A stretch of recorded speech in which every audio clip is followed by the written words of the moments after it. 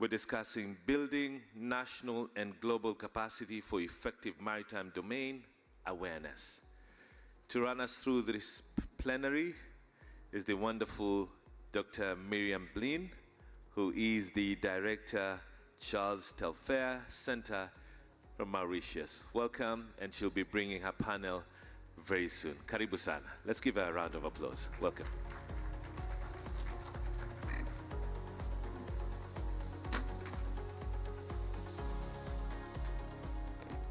Good morning, everyone. I hope you're well today and that your day is starting good.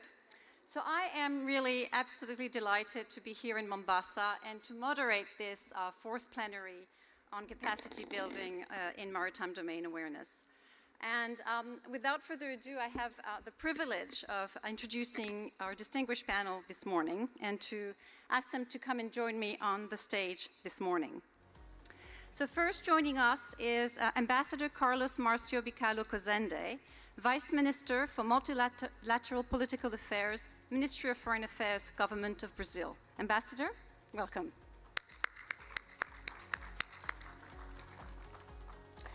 Joining us as well is Brigadier Sankale Kiswa, Deputy Commander Kenya Navy. Brigadier.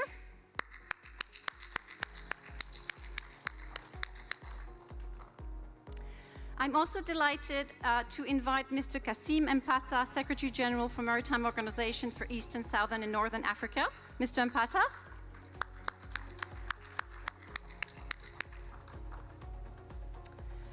I would now like to invite Dr. Richard Munang, Head of Global Program on Crimes that Affect the Environment at the UN Office on Drugs and Crime. Dr. Munang.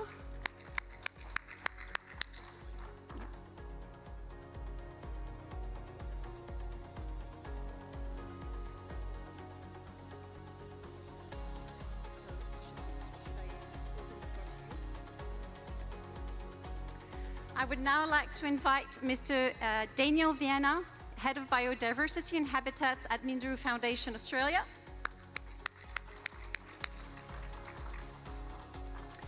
And finally, but not least, I would like to invite Lieutenant Colonel Kiruja Micheni, Project Manager for the Djibouti Code of Conduct at the International Maritime Organization. Lieutenant Colonel, welcome.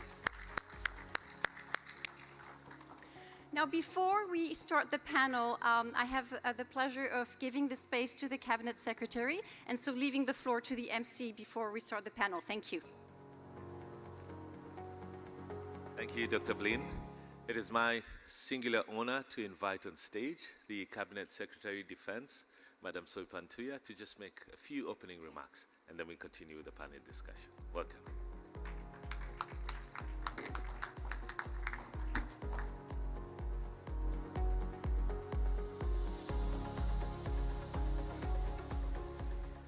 Excellencies, distinguished delegates, our panelists this morning, good morning. Hamjambo. That is the plural for the world-renowned Jambo greeting. So I'm delighted to be here this morning. My name is Soipan Tuya, the Cabinet Secretary for Defense. I will not have much to say for now. I will take the stage later. But to take this opportunity to welcome everybody, we are all looking forward to good deliberations this morning as our panel sets the stage for us. So I believe mine is to say karibuni, and let us all join in listening to the panel and further discussions later. Asante. Thank you, Madam Soipan. Thank you so much, Madam CS. Dr. Blin, if you'll allow me, can I invite our keynote speaker? He's here, so that to set the stage, if you'll allow. Thank you so much. May I now invite the CEO, Bandari Maritime Academy, Dr. Eric Katana, who will deliver the keynote address on behalf of the Cabinet Secretary, Ministry of Mining, Blue Economy and Maritime Affairs, Mr. Hassan Alijo. Thank you so much, Madam CS, Your Excellency Soipan Tuya, dignitaries present, all protocols observed. My name is Dr. Eric Katana, Chief Executive Officer of Bandari Maritime Academy, and I'm going to read the speech on behalf of the CS Mining, Blue Economy, Shipping and Maritime Affairs, Honorable Ali Hassan Joho. Thank you. Maritime Kenya consists of about 600 kilometers of coastline in the Western Indian Ocean with a vast exclusive economic zone. The maritime sector is vital to Kenya's economy and security, contributing over $4 billion annually through the blue economy, supporting millions of livelihoods in fishing, trade, and tourism, and positioning Kenya as a gateway of East and Central Africa via the ports of Mombasa and Lamu. It also underpins national security, environmental sustainability, and Kenya's role in the global maritime governance. It follows that it is crucially important for us to have an effective understanding of all activities and elements in the maritime domain that could impact security, safety, the economy, or the environment. This is in consideration of the fact that we depend to a great extent on the maritime sector for our imports and exports, food security, and tourism earnings, among other benefits. A disruption in the maritime domain could have significant negative impacts on the economy of Kenya and the region at large. Maritime domain awareness is critically important to Kenya because of our strategic location along the Western Indian Ocean, where global trade routes intersect and where the country's economy heavily depends on the maritime activities.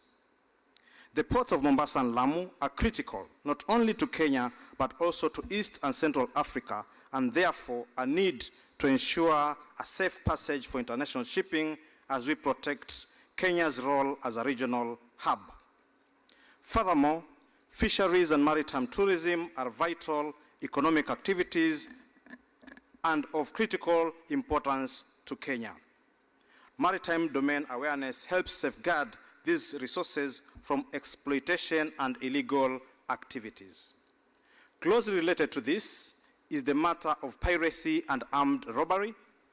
Though there has been near eradication, maritime domain awareness provides an early warning system and coordinated response capacity. The same can be said of other transnational crimes carried out at sea, including drug trafficking, arms smuggling, and human trafficking. Maritime domain awareness is also crucial in the sustainability and protection sphere. It enables appropriate monitoring and response to marine environmental challenges, including dumping at sea, pollution by ships, and rapid response in case of maritime oil spill. In the discussion, we wish that Kenya's maritime domain awareness strategy is transitioning from sea blindness to sea vision, positioning the country as a regional maritime leader. The achievement of an effective maritime domain awareness is structured around a blend of national initiatives, regional cooperation, and global partnerships. At the national level, we are keen on operationalizing the National Maritime Information Sharing Center here in Mombasa, strengthening interagency coordination, and building the capacity of agencies within the maritime domain awareness functions, including Maritime Authority, Port Authority, the Coast Guard, Customs, the Navy, and other national institutions. We are looking to equip these institutions better, deploying technology, enhancing personal capacity, strengthening governance and regulatory effectiveness in order to be able to deal with the emerging threats to the maritime domain. We are also keen to see them working more collaboratively and dismantling the silos that they are perceived to be working in. Regionally, we are keen to deepen regional cooperation with our partners in the Western Indian Ocean to be able to share information more effectively through the existing mechanisms such as the Djibouti Code of Conduct, including the Jeddah amendments. Internationally, we are looking with our partners, including the European Union, the International Maritime Organization, among others, to learn from other regions, obtain best practices, and adapt them to our situation. Honorable CS, dignitaries, as I conclude, Kenya's view of maritime domain awareness is that it is not just about surveillance, it's about economic resilience, national security, environmental sustainability, and regional leadership. For Kenya, it transforms sea blindness into sea vision, ensuring the country can protect its waters, support its people, and contribute to global maritime safety. In order to build capacity for effective maritime domain awareness, Kenya is pursuing a multi-layered approach that combines institutional development, technology, regional cooperation, and international partnerships. Dignitaries present, Honorable CS, I wish you good deliberations in this side event and convey sincere apologies for our CS who has been invited by His Excellency for another urgent meeting, but he'll be here shortly. And with that, I wish you well. Thank you.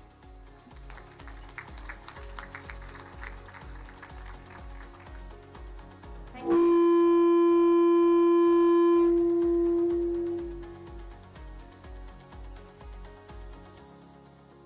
Thank you.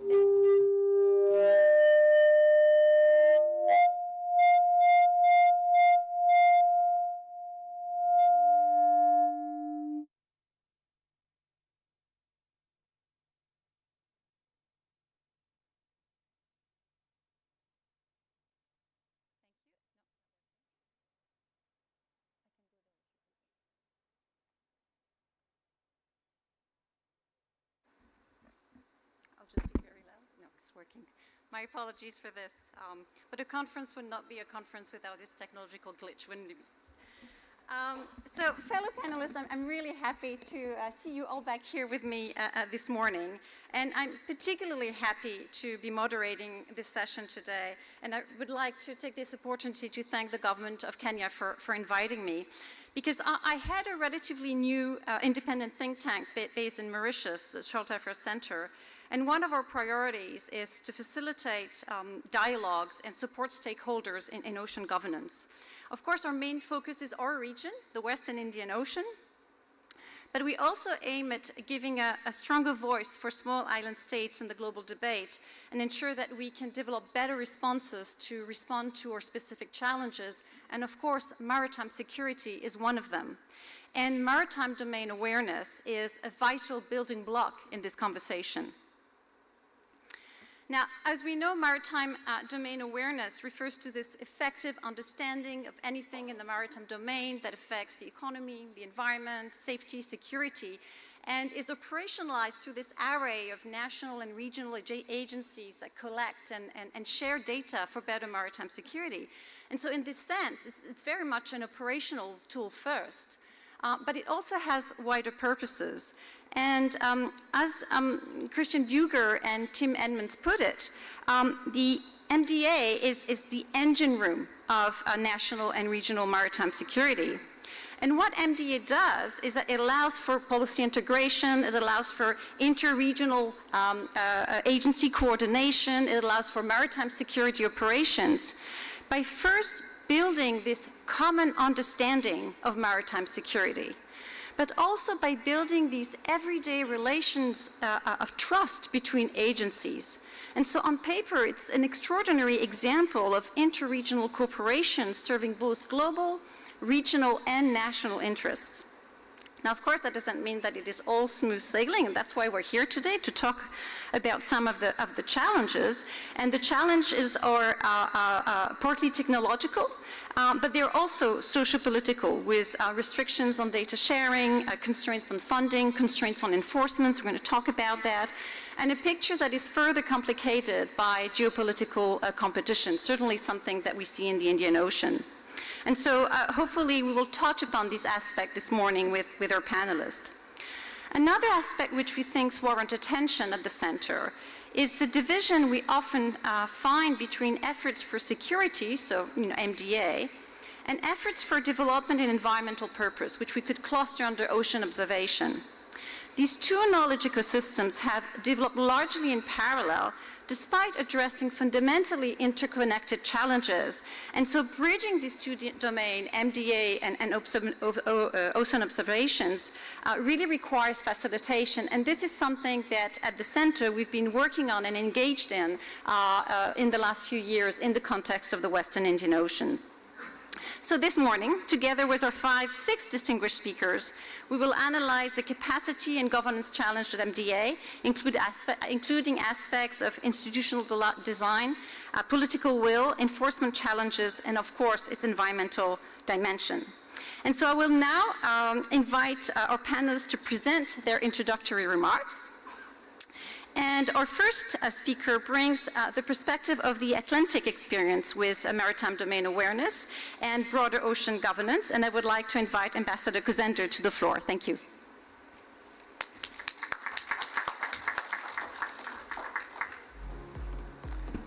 Thank you. Good morning, everyone.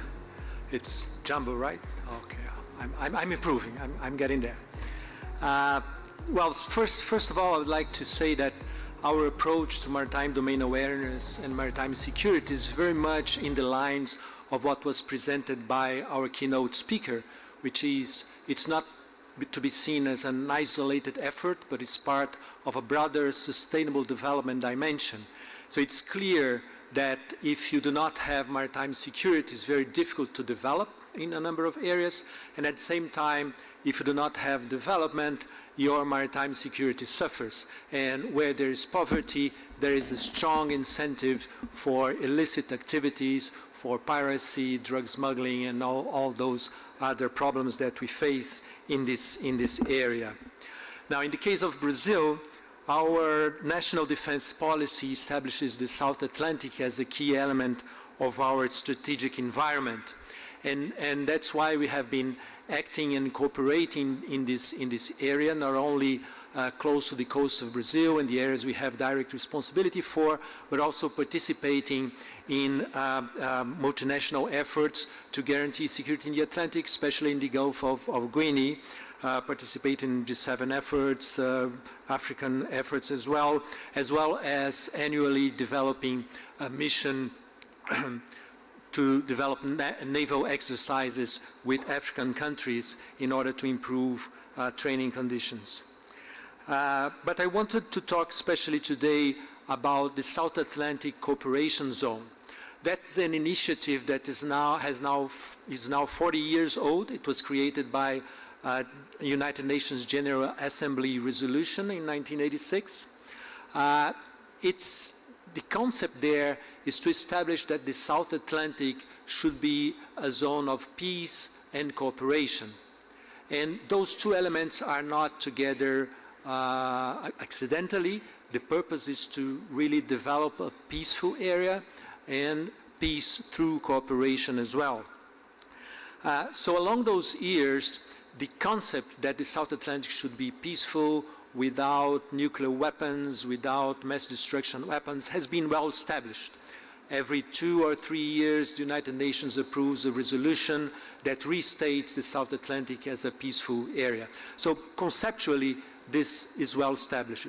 But the part of cooperation of that initiative has not been regularly developed. It has been quite irregular, the efforts that have been made in that respect. So now, when the initiative was turning 40, we had, from time to time, we have a ministerial meeting. We had this year the ministerial in April in Rio, and Brazil is making an effort to revitalize the South Atlantic Cooperation Zone. And for that, in Rio, we not only had a political declaration reinstating the main objectives and purposes of the cooperation zone, but also a cooperation strategy. And in that cooperation strategy, we had 3 broad pillars: ocean governance, defense and maritime security, and environment and sustainable development. Within the defense and maritime security pillar, we had 4 clusters. We have 4 clusters: enhanced defense cooperation, development and protection of critical infrastructure, maritime domain awareness, and cooperation on police matters. So when we were building this cooperation program, a lot of countries in the region, a lot of African countries in the West, in the Atlantic, indicated a strong interest for cooperation, increasing cooperation in the areas of maritime domain awareness, police cooperation, and defense issues. And in this effort, we will try to build from what we have, both nationally and in the region. So in the case of Brazil, we have the SISTRAM, which is a system of information about maritime traffic, which is the provider of information that are behind our responsibilities in the search and rescue area of the South Atlantic Maritime Area. We are also developing a system on information about maritime traffic for exercises to help to base integrated exercise among different countries. The idea here is to update and replace the Nemesis system by the UK, which is normally used in the exercises in the area. And of course, we also have an integrated maritime security center. Since 1967, Brazil, Argentina, Uruguay, and Paraguay have had the CAMAS, which is the South Atlantic Maritime Area Coordination Mechanism. So through this mechanism, we regularly exchange information and data on the maritime domain situation in the South Atlantic.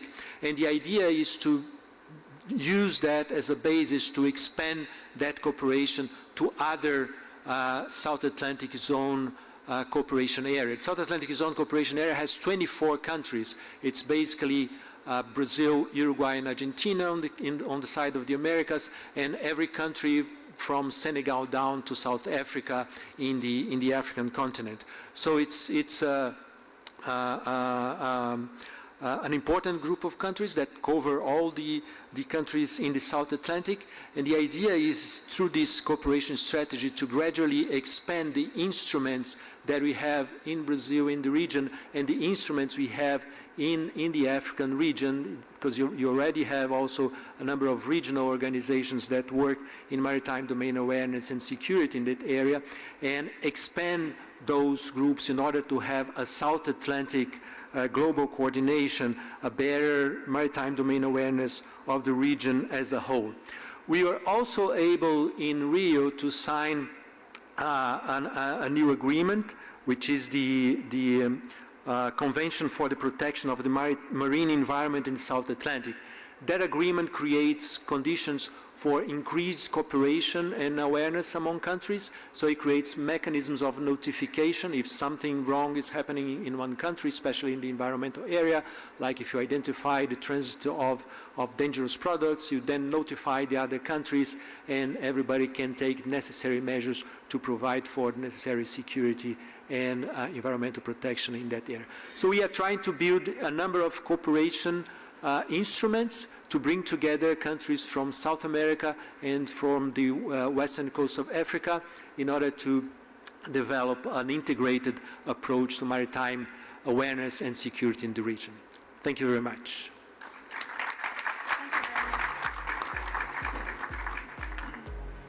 Thank you very much, Ambassador. Thank you for sharing the CAMAS project. I think there's a lot from the different agencies that can learn from each other. Now, our second speaker takes us closer to home with the work of the Maritime Organization from Eastern, Southern, and Northern Africa. I'm delighted to welcome Mr. Kassim Mpata for his introductory address.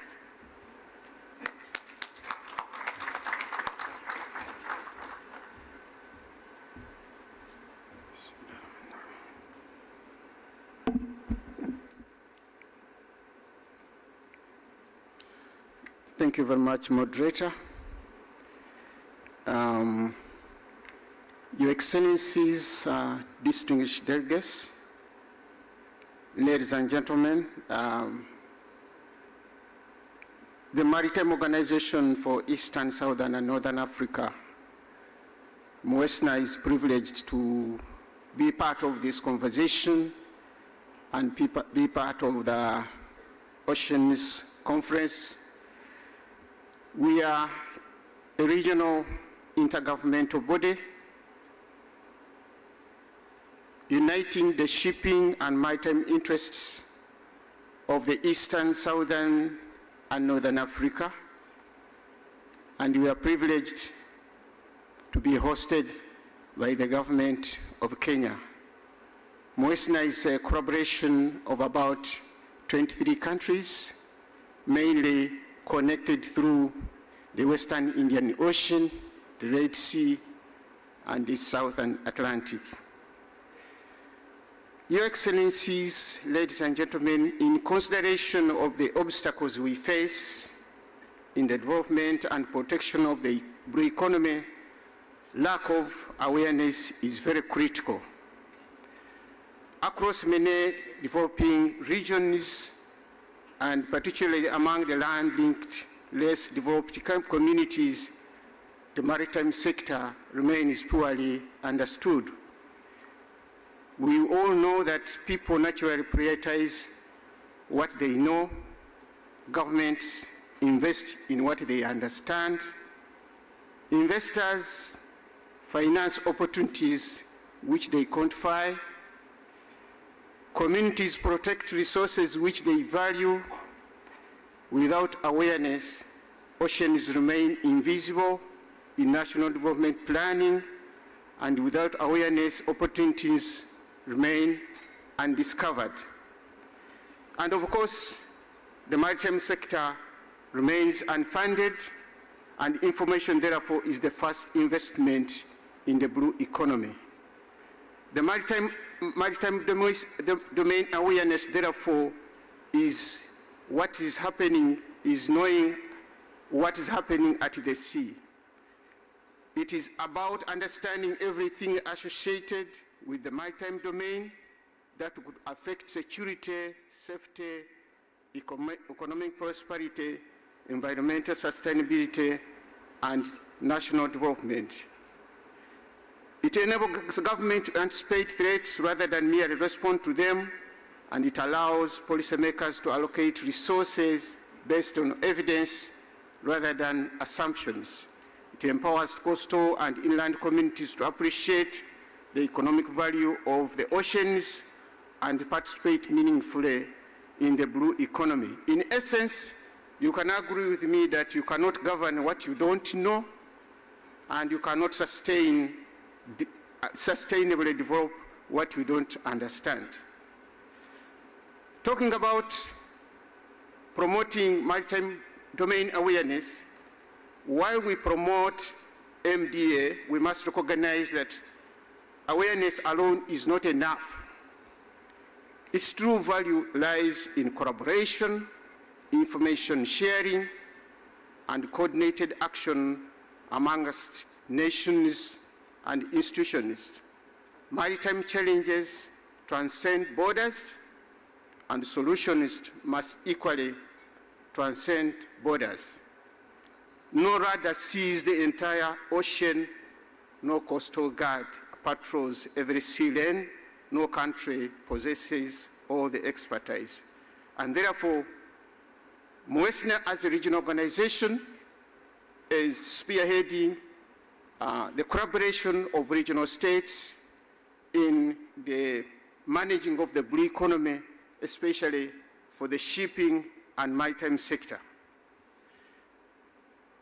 And talking about collaboration further, MOESNA as a premier regional organization is deeply involved in creating awareness and promoting the importance of collaboration and cooperation among regional and African states, which is essential in driving maritime programs, promoting information sharing amongst maritime stakeholders, guided by several strategic priorities.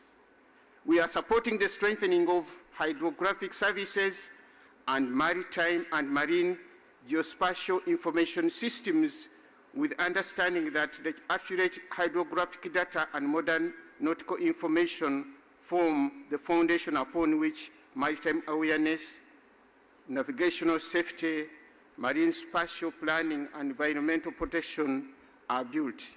We are also promoting awareness about the adoption of digital maritime technologies and modern data systems.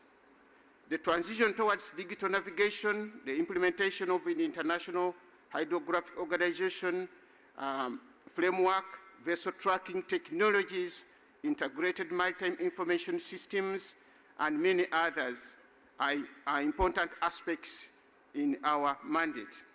We are also involved in creating awareness about the development of maritime coordination mechanisms. Effective maritime awareness depends on whole of government approaches that bring together defense, transport, fisheries, customs, the environment, experts, immigration, and many others. And of course, as we talk about the blue economy, maritime transport is the lifeblood of international trade. We have got several stakeholders here, but I can see that we are missing the ministries of transport, which are very key stakeholders in the blue economy. Next time, probably we shall have them here in plenty. Mwesna is also involved in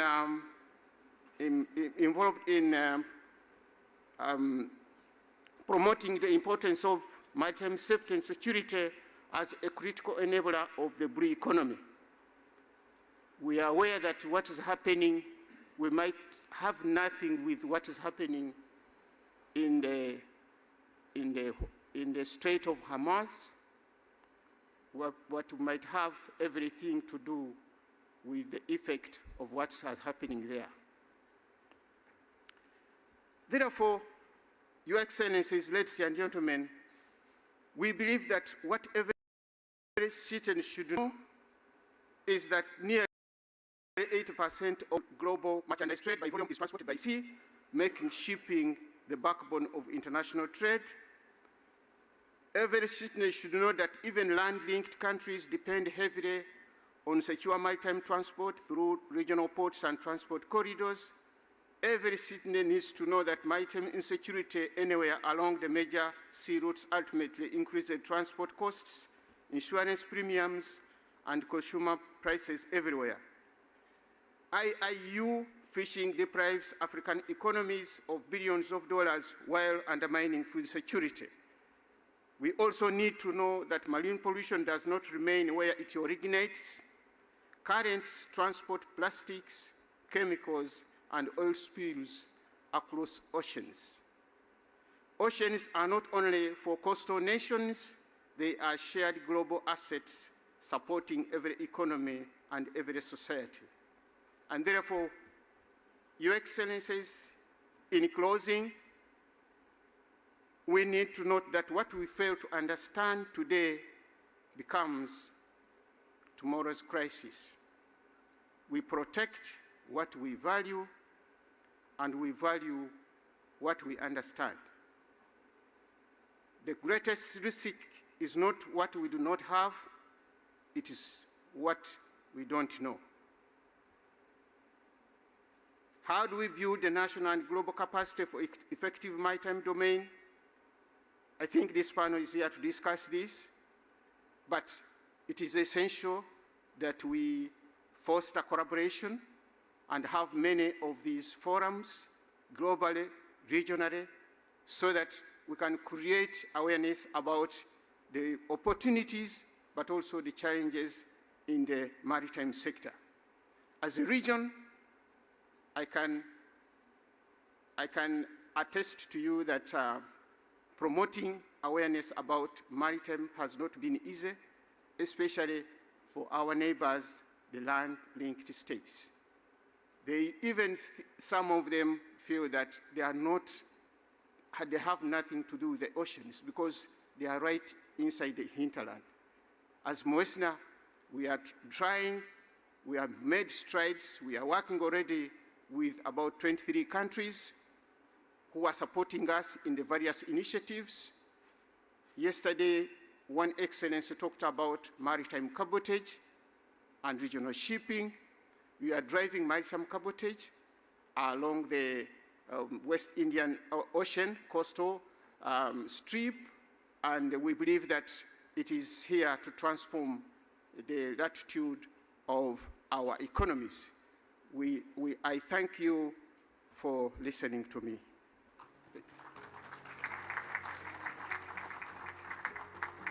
Thank you, Mr. Mpata, for sharing the work of Mwesna.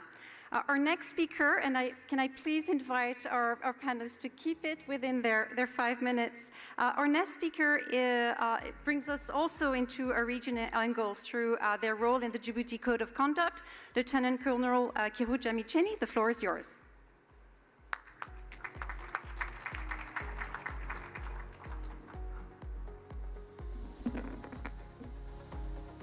I'm pleased to address you today on behalf of the International Maritime Organization and to share the lessons from the implementation of the Djibouti Code of Conduct as amended, through which 22 states in the Western Indian Ocean and the Gulf of Aden cooperate in strengthening maritime security, enhancing information sharing, and building national and regional capacity to address maritime security threats. Maritime domain awareness, or MDA, is commonly defined as an effective understanding of anything associated with the maritime domain that could impact security, safety, the environment, or the economy. While the definition appears straightforward, the experience from the DCOC over the past 17 years has demonstrated that effective MDA is not primarily a technology challenge, rather, it is fundamentally a governance challenge. When the DCOC was adopted in 2009, the region was faced with unprecedented piracy crisis, and no single state possessed a complete maritime picture, and no state could effectively address the threat alone. The response, therefore, required cooperation, information sharing, capacity building, and trust among member states and institutions. Through the DCOC framework, participating states strengthened maritime security governance, developed national capacities, enhanced information sharing, and improved regional cooperation. These efforts contributed significantly to the suppression of piracy and demonstrated the value of collective action in addressing shared maritime threats. One of the most important lessons from the experience is that no single agency possesses all the information required to understand what is happening at sea. Relevant information is often dispersed across navies, coast guards, fisheries authorities, customs, immigration, port authorities, law enforcement agencies, and environmental institutions. Only when these pieces are brought together can governments develop a truly integrated maritime picture. Recognizing this reality, the JEDA Amendment provided provisions which are contained in Article 3, specifically meant for enhancing maritime security governance. And to support its implementation, IMO has developed a practical model centered on national maritime security committees, which brings together all relevant ministries, departments, agencies, and stakeholders involved in the maritime domain. The whole work is really intended to ensure that there's a whole of government approach to maritime security. Now, supporting this governance structure, many DCOC states are already establishing national maritime information sharing centers. You already heard what Kenya is already doing in the keynote remarks. And these multi-agency centers serve as operational hubs where information can be fused, analyzed, and disseminated to support decision-making, coordination, and timely responses to maritime incidents and emerging threats. However, national awareness alone is not sufficient. Maritime threats do not respect national boundaries. Piracy, trafficking, illegal fishing, environmental threats, and other maritime challenges routinely cross jurisdictions. This understanding has guided the development of the DCOC Information Sharing Network, which links national focal points, maritime information sharing centers, regional centers, and international partners across the region. The network is intended to enable participating states to exchange information, develop a common understanding of the maritime environment, and support coordinated responses to maritime security threats. The recent surge of piracy and armed robbery against ships in the region has reminded us that maritime security challenges have remained present and are adaptive. They reinforce the importance of sustaining regional cooperation, and the strengthening national and regional MDA capabilities. The DCOC experience also demonstrates that effective MDA is not achieved through sensors, satellites, software platforms, or even artificial intelligence alone. These technologies are powerful enablers, but their effectiveness depends upon trusted information sharing arrangements, effective governance structures, interoperable systems, and skilled personnel. Ultimately, the objective of MDA is not simply to collect information, it is to transform information into awareness, awareness into understanding, and understanding into coordinated action. Technology and artificial intelligence can accelerate this process, but they cannot replace the cooperation, trust, and human judgment required to make effective decisions. The DCOC has shown that when countries establish effective governance structure, create multi-agency information sharing mechanisms, and connect them through regional networks, MDA becomes a powerful enabler of maritime security, regional cooperation, and sustainable development. As we look to the future, our collective challenge is to continue strengthening national and regional capacities while harnessing emerging technologies so that information can be transformed into effective decisions and coordinated action that delivers safer and more secure and more prosperous oceans for us all. Thank you.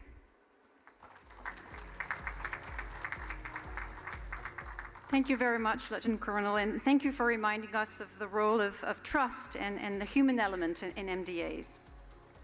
Our fourth speaker takes us further along the chain from detection and awareness to accountability, in particular in environmental matters. I'm delighted to open the floor to Dr. Richard Munang.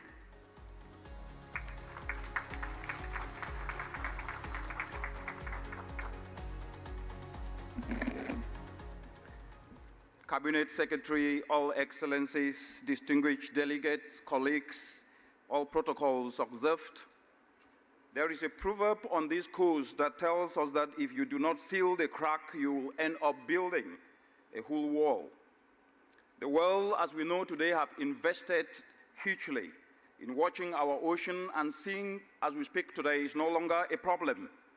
But there is a crack at the heart of maritime domain awareness between what we detect at sea and what ends up in the court of law.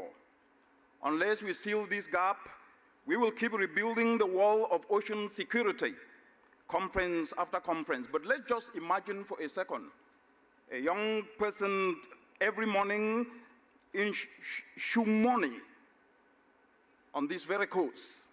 He goes out before dawn, the way his father did, the way his grandfather did, but the catch keeps shrinking because the vessel he never sees takes the catch at night. Maritime domain awareness exists purely to address this. But the stakes are one that we cannot be able to ignore. As we're speaking today, illegal fishing takes up to 26 million tons of fish each and every year, worth $23 billion US. In December of last year, the United Nations Economic Commission showed that the maritime trade cost the Indian or Western Indian Ocean $1.4 billion US each and every year, from an ocean whose fisheries support up to about 4 million people in Eastern Africa. So I would like to leave this room with three things, each one grounded on the work that the United Nations Office on Drug and Crime have done. The first point that we need to take seriously is that the gap is not technology. The gap is what happens after we see, because detection without conviction is deterrence. Detection with conviction is justice. And therefore, a vessel that is seen but never prosecuted leaves only one lesson, and the lesson is that the system can see but cannot bite. It therefore means that when the chain holds, then it works. And last year in the Maldives, a routine drone patrol spotted a foreign vessel inside the country's water, and the Coast Guard boarded it and seized more than 300 kilograms of drugs. And what this tells us is that the fishing vessel carrying drugs was not just carrying drugs, but it was also illegally taking out the fish. It means one detection gives us an understanding of serious crimes, and that was supported through the UNODC's Global Maritime Crime Program. And that takes me to the second point. We must be able to build awareness, which is not just awareness, but as a criminal justice chain, and let it carry environmental evidence. Through the UNODC's FishNet program that has been funded by Norway, we brought the Kenyan Fishery Service, we brought the Coast Guard, we brought the prosecutors into one room and sensitized them with what needs to be done, because our ocean is a crime scene. It's not only a policy objective. And therefore, it's not just about fisheries, it's also about money laundering. It's also about corruption. And we supported the Kenya Fisheries Service to put in place the first corruption prevention policy. And of course, we're developing a command center in Shumone. And in 2005 alone, UNODC supported over 3,000 practitioners worldwide. And here is one aspect that we should never ever forget. In as much as we dictate the vessels, we should also be able to understand what taking out that fish from our oceans costs in terms of revenue loss, in terms of job loss, in terms of the future livelihoods of young people. And that takes me to the third point, which is the chain must not stop at the courtroom. The same picture that catches the illegal fleet shows a finance minister where revenue leaks and where also to invest. Because let's face it, most of the young people who have been lured into these illegal activities could also be converted to legal economies. And that can only happen when we utilize enforcement data to become investment intelligence. Imagine an illegal economy becoming a legal one. Imagine the 1.14 billion US dollars, just 10% of that, which is 100 million US dollars invested to be able to create opportunities for our youth, invested into cool stores, invested into patrols and young people's wages. That's what awareness could actually be able to do. But let me leave you with an aspect that my grandmother taught me as I was growing up. My grandmother, she never saw a radar screen or a drone. She never saw a satellite or artificial intelligence. But she taught us that if a watchman who only watches is feeding the thief, then definitely we can never be able to stop crime. In our village, when the watchman saw a thief, he raised the alarm. The village answered, and in the morning, the thief stood before the elders. The eyes, the arm, and the judgment happened. What it tells us is that we need one unbroken chain. And that one unbroken chain means that our oceans deserve the same what our village understood. It is only seeing and turning it to justice that can make action to stand. Thank you very much. Thank you very much, Dr. Munan. And of course, without enforcement, we are not advancing on issues of MDAs and maritime security. Thank you for this. Our next speaker is bringing us to a narrower aspect of MDA and maritime security, and will bring the conservation science and data transparency dimension to the more specific question of illegal fishing. I'm delighted to welcome Mr. Daniel Viana to the stage.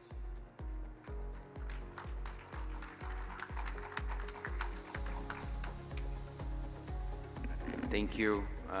It's a great pleasure to be here representing the Miduru Foundation. We are a foundation from Australia that invests in ocean conservation, and we're very excited to announce today two commitments to investments that we're making to improve maritime awareness that I think is going to help address a lot of the issues that were brought up around illegal fishing and actually understanding what is happening on the ocean. So the first collaboration that I would like to talk about is, right now we have a very good idea on where the larger vessels are. Larger vessels, bigger than 25 meters, they usually transmit their location, and we have organizations like Global Fishing Watch that show that in the platform, and we know where these vessels are, and that informs policy, that informs enforcement agencies, it provides intelligence. But there still remains a critical gap on the smaller vessels.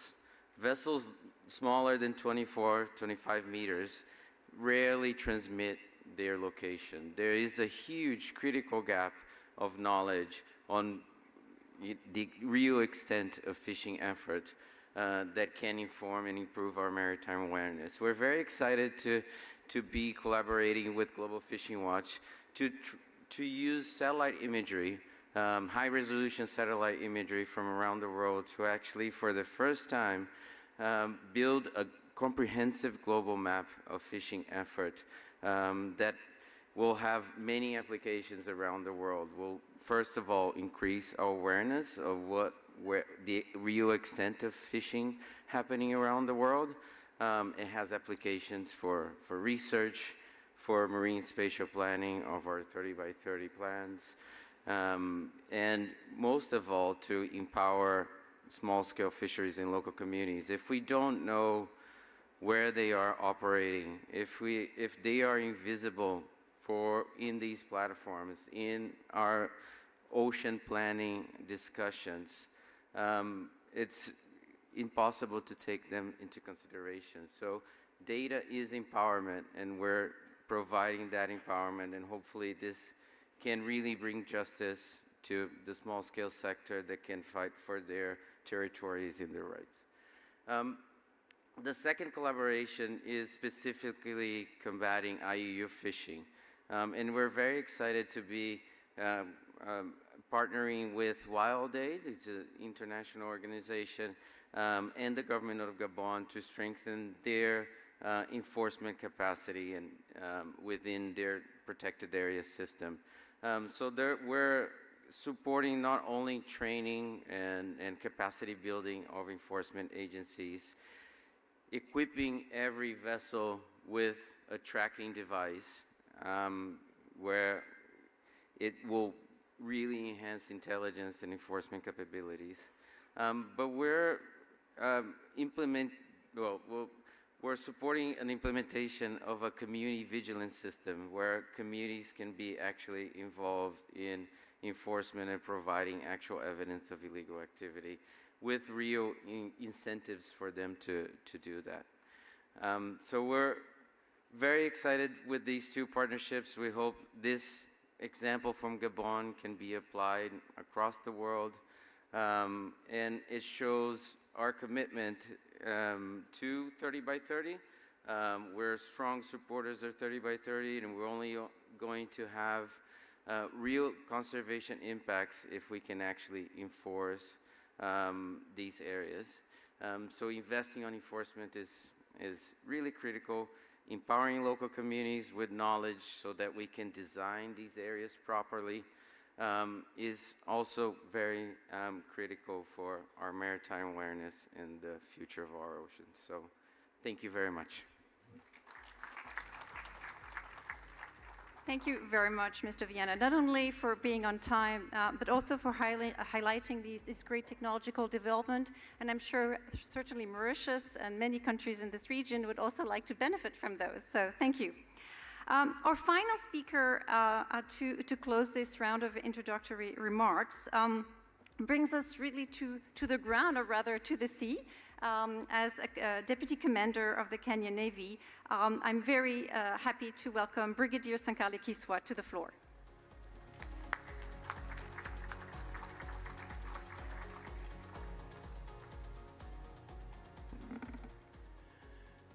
Cabinet Secretary for Defense, Honorable Soipan Tuya, Excellencies, distinguished delegates, ladies and gentlemen, good morning. I'm Brigadier Kiswa. I'm the Deputy Navy Commander, and I'll look at the issue of security in the Western Indian Ocean and what we are doing to secure it and make sure that it is available for those who are supposed to use. The Western Indian Ocean is a maritime region of global strategic importance, connecting Africa, the Middle East, Asia, Europe, through critical sea lanes of communication. It is security and stability are therefore not only regional priority, but of global imperative. Maritime security guarantees safety and sea lanes, protection of marine resources, enforce maritime laws, and therefore help unlock investments in coastal development, sustainable fishing, and marine trade.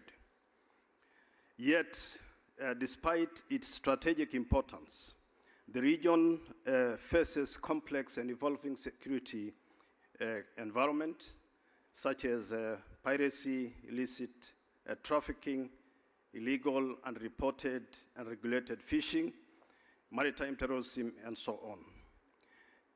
Excellencies, in fact, as we are holding this conference, we have 3 ships that are being held by pirates with crews on board off the coast of Somalia. So the security threat within the Western Indian Ocean is a real issue that we are challenging. These challenges are further compounded by geopolitical competition, climate change, maritime boundary disputes, and increasing pressure on maritime resources. And therefore, addressing these challenges requires stronger regional cooperation, enhanced maritime capabilities, and sustained support from international partners. Over the past 15 years, the Western Indian Ocean has made significant progress in strengthening maritime domain awareness through improved surveillance, regional information, and operation coordination. And we have a number of initiatives that we have as a region. The Djibouti Code of Conduct, Gender Amendment is one of them. We have the Regional Maritime Security Architecture that is made up of the RCOC and RMFIC centers in Seychelles and Madagascar respectively, and also a number of national information sharing centers. All these initiatives bring together regional navies, coast guards, and law enforcement agencies in ensuring that there is provision of security and maritime domain awareness is effective. These efforts have contributed to a robust regional security architecture and an effective maritime domain awareness. They have bolstered naval cooperation and law enforcement, heightened regional information sharing, coordination frameworks, and also strengthened legal finish. Kenya Navy has been an active contributor to this regional maritime security architecture through the support in terms of provision of naval assets, air assets, and one successful story about this regional cooperation is an operation that we did with the Republic of Seychelles, where we were able to intercept a dhow carrying about a ton of meth valued at $63 million. I think that is supposed to be a clap. So these successes demonstrate that information is not merely a supporting function, it is a critical operational capability. Despite all this, we have limitations in maritime domain awareness capabilities, and the absence of stronger commitments to timely and comprehensively and actionable information sharing continue to constrain the full effectiveness of regional maritime security operations. So in conclusion, the maritime domain awareness has become the foundation of deterrence and maritime presence in the Western Indian Ocean. It enables maritime forces to detect threats early, deploy assets efficiently, and coordinate responses effectively. Kenya's experience clearly demonstrates that shared awareness translates into operational success. Strengthening regional information sharing arrangements and closing capability gaps must therefore remain a collective priority. I conclude by just stating the theme of this conference: our ocean, our heritage, our security, our future. If you are keen, I've added the word security in the theme. Thank you very much.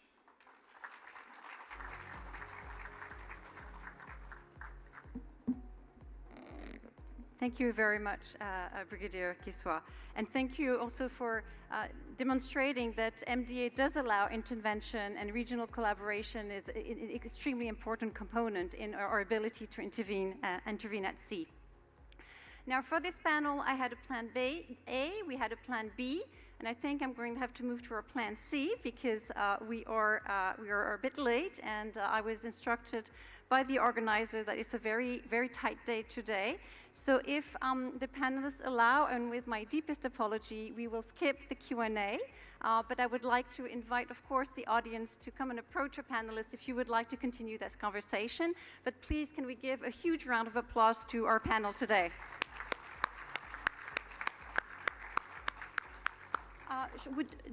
Should we take a picture now with the panel? Okay, so if I can just please ask the panel to come to the front for a picture. Thank you.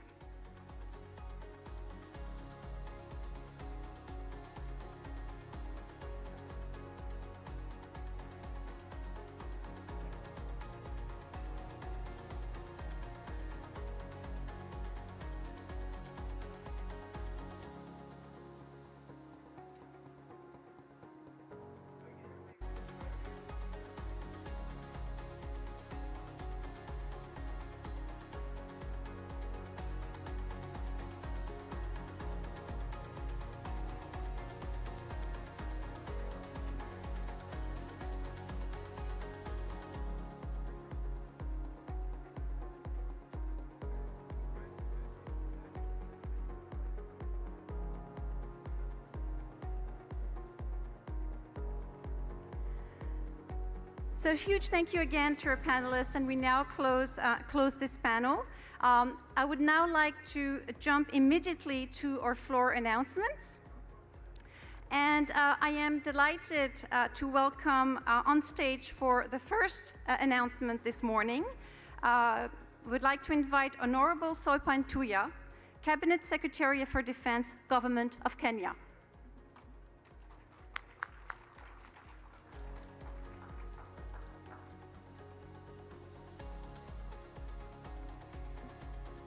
Thank you very much. Excellencies, distinguished delegates, ladies and gentlemen, good morning once again. It is a great honor for me to address this distinguished gathering on behalf of the government of the Republic of Kenya at the 11th Our Ocean Conference, convened under the very timely and inspiring theme, Our Ocean, Our Heritage, Our Future. At the very onset, allow me to express Kenya's sincere appreciation to all the participating governments, all the international organizations, development partners, academia, civil society, and private sector stakeholders whose presence and participation in this conference advances our shared vision of a secure, healthy, and sustainably managed oceans. The oceans, as we all know, are not only a source of livelihood, trade, food security, and cultural heritage. They are a strategic domain that underpins global economic prosperity, environmental stability, environmental sustainability, and international peace and security. For Kenya, maritime security is critical to unlocking the full potential of our maritime domain while protecting marine ecosystems and safeguarding livelihoods. This then is the essence of sustainable development that we all intend to achieve. Ladies and gentlemen, in the face of evolving threats in the Western Indian Ocean, some as real and as current as have been highlighted by the Deputy Navy Commander of Kenya a few minutes ago, including piracy, illicit trafficking, illegal fishing, and other transnational crimes, Kenya is pleased to announce the following commitments.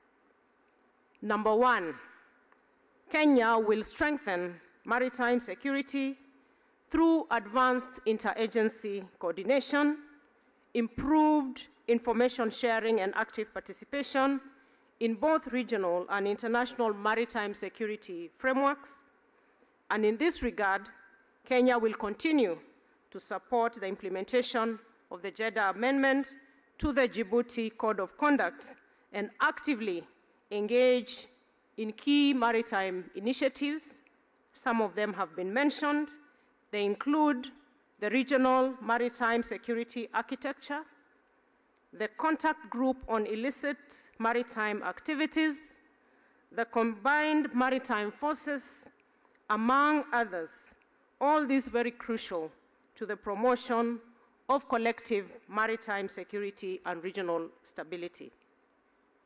Number two, Kenya will continue to promote regional cooperation and operational coordination and interoperability among maritime states through the Kenya Defense Forces leadership of Working Group 3 on cooperation and coordination of operations at sea under the Djibouti Code of Conduct and the Jeddah Amendment Framework. Number three, Kenya is investing and committed to continued investment in modern maritime technologies and infrastructure to enhance maritime domain awareness through improved surveillance systems, vessel monitoring technologies, and data-driven operational capabilities. Number four, at the national level, Kenya is committed to strengthening its legal and policy frameworks by ensuring full implementation of our national maritime security strategy and ensuring alignment with our blue economy agenda and the objectives of this very important conference. This strategy provides a coherent framework for safeguarding our maritime interests while promoting sustainable economic growth. Number five, Kenya will advance the establishment of a National Maritime Information Sharing Center. This will be done in partnership with like-minded stakeholders to strengthen interagency coordination, facilitate real-time information sharing, enhance maritime domain awareness, and improve maritime governance and security.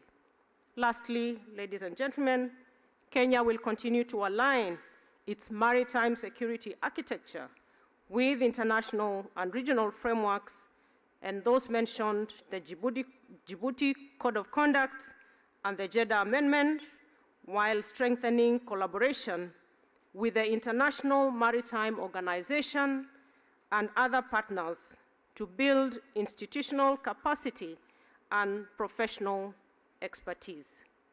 Excellencies, these commitments do reflect Kenya's conviction that maritime security is a shared responsibility and an indispensable pillar of a resilient blue economy. Through stronger partnerships, like we see in this conference, innovation, institutional capacity building, and regional cooperation, we can ensure that our oceans remain secure, they remain productive and sustainable for both present and future generations. Allow me to reiterate a statement made yesterday that indeed the crucial natural resources that we speak about, including our oceans, are not an inheritance for us. What they are is that they are borrowed from our children.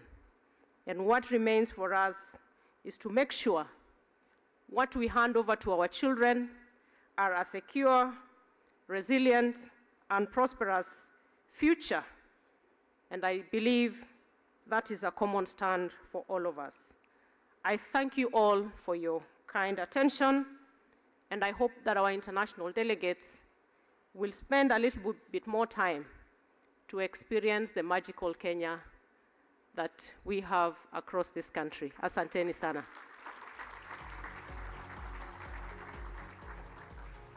Thank you very much, Honorable Sopan Tuya. I would now like to call Mr. Kihara Shinichi, Deputy Director General for National Ocean Policy Secretariat, Cabinet Office, Government of Japan.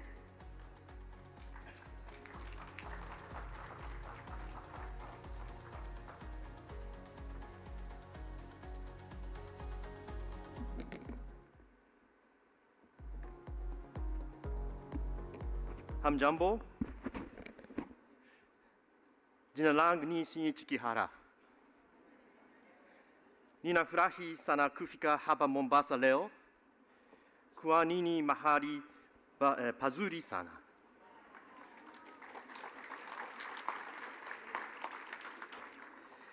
It is an honor to have the great opportunity to present Japan's commitment here in this beautiful city of Mombasa, Kenya.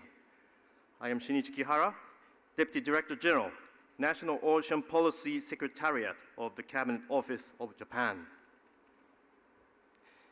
In the incoming Kenya airline, the cabin attendant asked me, Mr. Kihara, by any chance, do you have any ancestor from Kenya?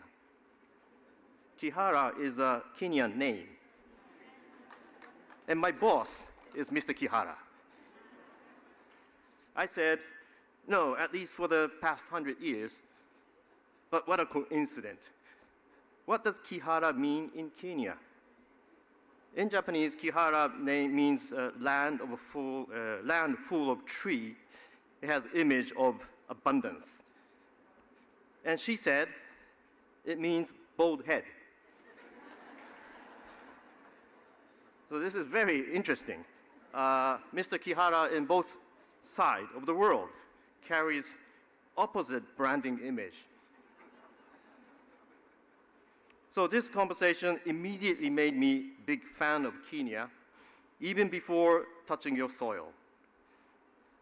And if there happens to be Mr. Kihara in this room, let's talk. I want to compare our family history to find common ancestors and talk about the future to prepare becoming bold. And this story shows how close Japan and Kenya is already, and I will do more. This year, we welcomed our ocean conference being held in Africa for the first time. We would like to express our sincere gratitude to the government of Kenya for your hospitality. Japan and Africa shares a long history of cooperation. As a good example, Japan and Africa have co-hosted TCAD, which stands for Tokyo International Conference on African Development, for more than 30 years, since 1993, and TCAD 6 took place in Kenya in 2016 for the first time in Africa. We also warmly welcome this conference being held here in Mombasa area, a symbol of Japan-Kenya cooperation under Japan's fundamental diplomatic vision of free and open Indo-Pacific, or FOIP initiative. This year marks 10th anniversary of the FOIP, which was advocated for the first time in TCAD 6 here in Kenya. And now, I would like to announce Japan's commitment. In response to the strong commitment of Kenya and Africa as a whole for solving the various challenges surrounding the oceans and to contribute to the 11th Hour Ocean Conference, I am pleased to announce that Japan has submitted 13 new commitments to the value of approximately $402 million, which focuses primarily on climate change, marine pollution, and maritime security. Regarding the theme of Plenary Session 4, Building National and Global Capacity for Effective Maritime Domain Awareness, MDA, Japan's MDA initiative aimed to contribute not only to maritime security, but also to the sustainable use of the oceans. In Japan, National Ocean Policy Secretariat serves as the central coordinating agency and promote MDA initiatives orchestrating relevant government agencies. Japan is working to enhance MDA capabilities through 4 approaches. 1, strengthening information collection system utilizing satellites and autonomous unmanned vehicles. 2, strengthening systems for aggregating and sharing maritime information held by relevant agencies. 3, strengthening international collaboration and cooperation. And 4, promoting the utilization of information through AI and other technologies. Japan has been conducting priority projects which strengthen maritime security in Africa region. As one example, the government of Japan has long supported maritime enforcement across the Horn of Africa. Its assistance includes providing training in Somalia for maintaining vessels and equipment, strengthening legal and institutional frameworks, and enhancing port security in Somali ports. It also builds counter-piracy capacity by delivering maritime law enforcement, communications, and maintenance training, and supports regional centers of excellencies in Djibouti and Seychelles. These efforts improve maritime domain awareness, patrol and prosecution capabilities, and promote regional cooperation to counter piracy and maritime crime in the Horn of Africa. To better understand the global situation regarding marine plastic debris, Japan is leading effort to harmonize monitoring methods internationally and has launched the AOMI, Atlas of Ocean Microplastics, a global database that visualizes the distribution of microplastics. Going forward, we will continue to enhance data coverage in regions such as Africa while promoting the utilization of this data. Furthermore, as part of land-based measures, we are providing support through initiatives such as the African Clean Cities Platform and the fund established at TICAD 9 to help developing countries build capacity and develop infrastructure for waste management, including marine plastic waste. So Japan will continue to promote these concrete initiatives based on our domestic legal framework. Japan will continue to advance ocean and environment-related initiatives that benefit Africa and the world as a whole. We look forward to contributing to a fruitful discussion at this Our Ocean Conference in Mombasa. Asanteni sana. I love Kenya. Thank you very much.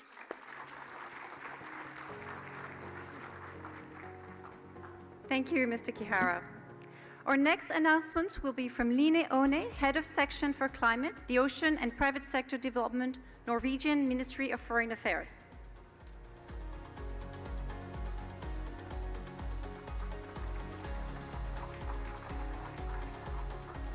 Thank you. First and foremost, a big thank you to the government of Kenya for hosting us. It's such a wonderful event. I'll be very brief. From the Norwegian side, we work very actively in the ocean space with many African countries, but today I'm here to talk about the Blue Justice Initiative.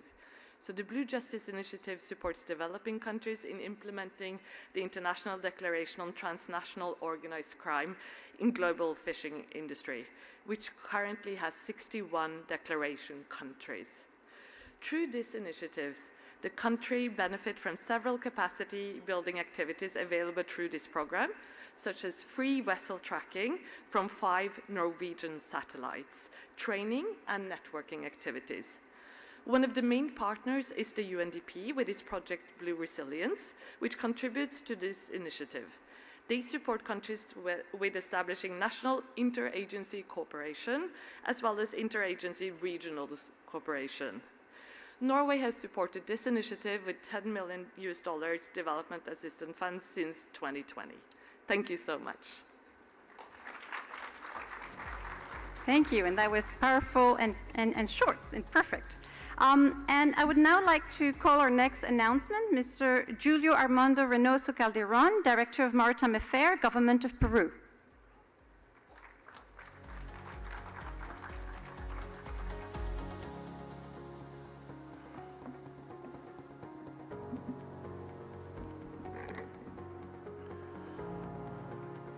Hi everybody, good morning.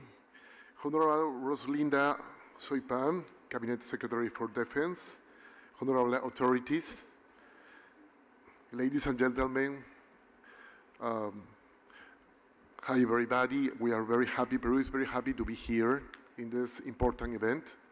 So I will read a report, important commitment to us that Peru assumes to develop tsunami inundation charts, considering that they constitute one of the most sophisticated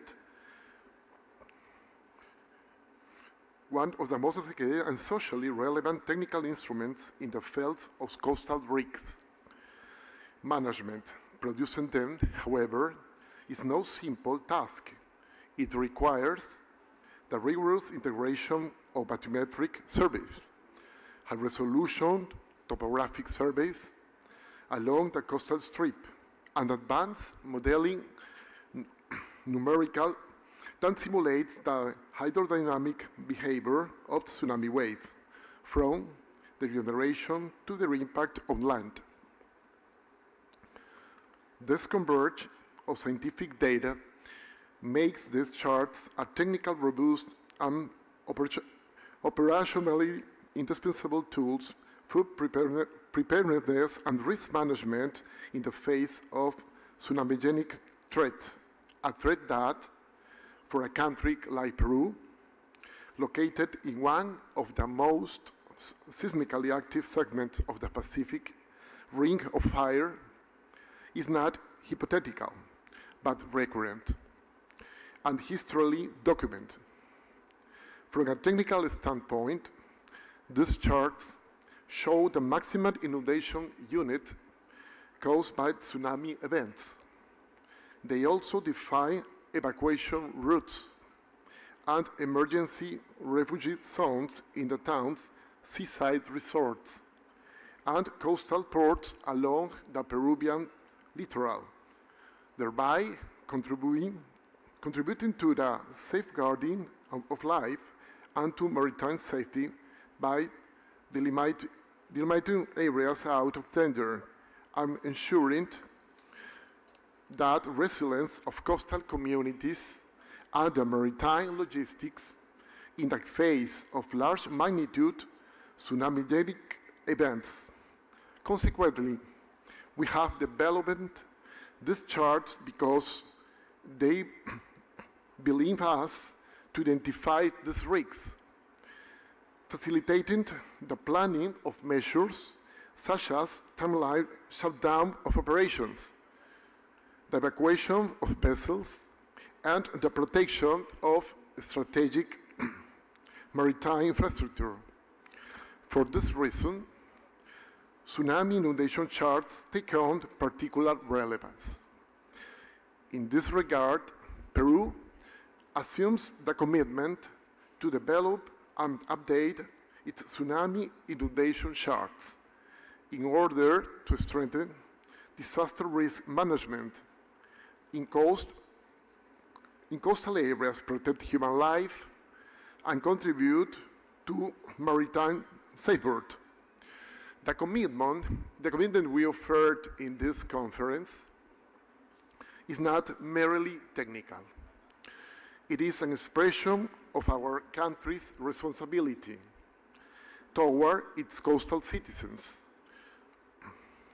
toward those who work at the sea, and toward the operational continuity of an economy that depends critically on its ports and its coastline, strengthening disaster risk management along Peru's coast means, at the same time, protecting human life, guaranteeing maritime safety, and contributing from the South Pacific to the ocean resilience that this conference promotes for all the nations of the world. Thank you very much. Thank you, Mr. Calderon. And to close these announcements, I'm delighted to welcome Dr. Ruth Bunfrey, Chief Executive, Lloyd's Registrars Foundation.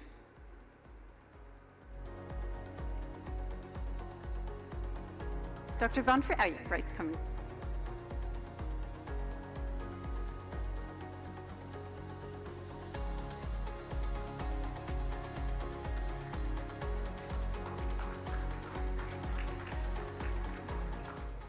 Thank you very much. I am so honoured to be here amongst such distinguished company. And it is my first time in Kenya as well, and I'm so impressed with the ambition and the forward motion in the ocean economy here. So I'm Ruth Bumfrey, I'm Chief Executive of Lloyd's Register Foundation.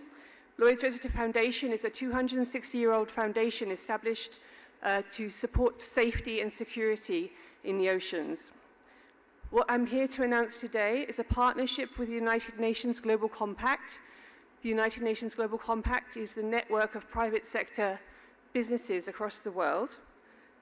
And what we have done is we've established ocean centres, which serve as locally led multi-stakeholder platforms in Kenya, Ghana, Brazil, India, Bangladesh, Indonesia, and the Philippines.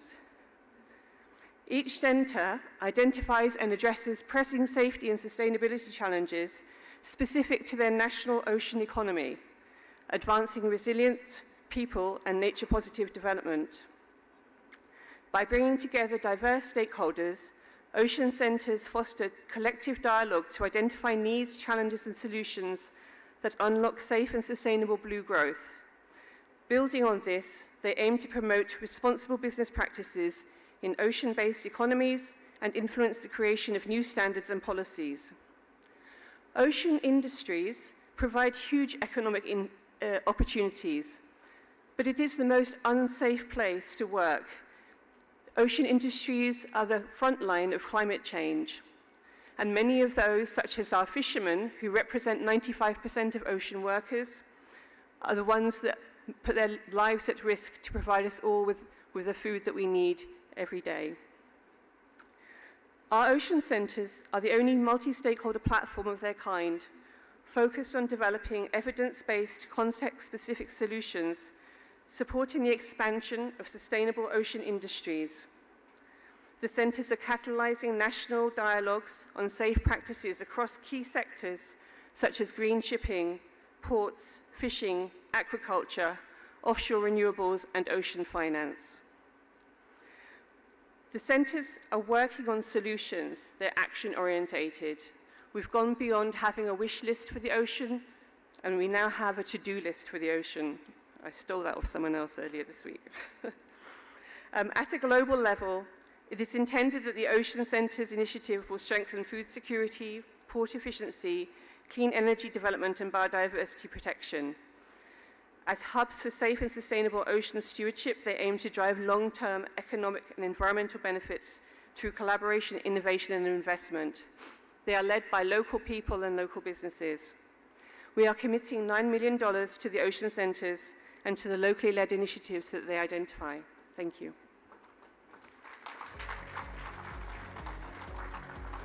Could I please, thank you very much, Dr. Humphrey. Could I please ask the other announcers to come to the stage for a group photo, please? So if Honorable Tuya, Mr. Calderon, Mr. Kihara, and Ms. Lin Owen, could you please join us? Thank you.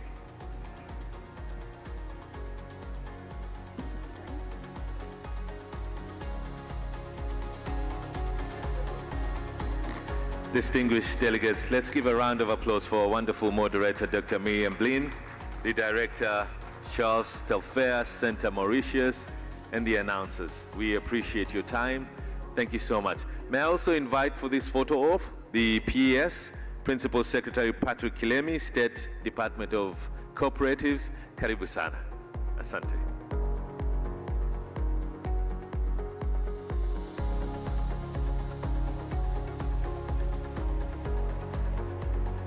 Thank you very much, distinguished delegates. That marks the end of our plenary 4.